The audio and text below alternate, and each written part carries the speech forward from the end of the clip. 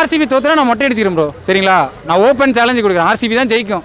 அப்படி ஆர்சிபி தோத்துச்சுன்னா நான் மொட்டை அடிச்சிக்கிறேன் கன்ஃபார்ம். ஆனால் நான் ஓப்பன் சேலஞ்ச் சொல்கிறேன், கன்ஃபார்ம் சிஎஸ்கே ஃபைனல் வரவே வராது. ஃபைனல் குவாலிஃபை கூட ஆகாது. 8 வருஷம் போட்ட விடாமுயற்சி ப்ரோ இப்போ அதை எங்களுக்கு பலன் கொடுத்துருக்கு. இப்போ நீங்கள் ஒரு வேலைக்கே போகிறீங்கன்னா 10 வருஷம் உழைச்சிருப்பீங்க.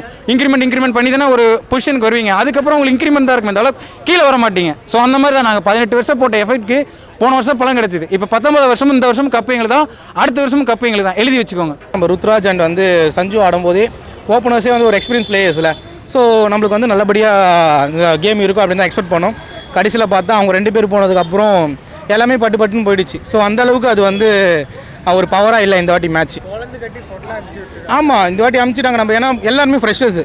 ஸோ புதுசாக அவங்க ஆடும்போது அவங்களுக்கான அந்த எக்ஸ்பீரியன்ஸ் வந்து இப்போ ஒருத்தன் வந்து ஆல்ரெடி பல மேட்ச் ஆடிருப்பான், ஒருத்தன் அப்போ தான் 2 மேட்ச் ஆடிருப்பான். இவங்க கூட எப்படி நம்ம இவரை கம்பேர் பண்ண முடியாதுல்ல.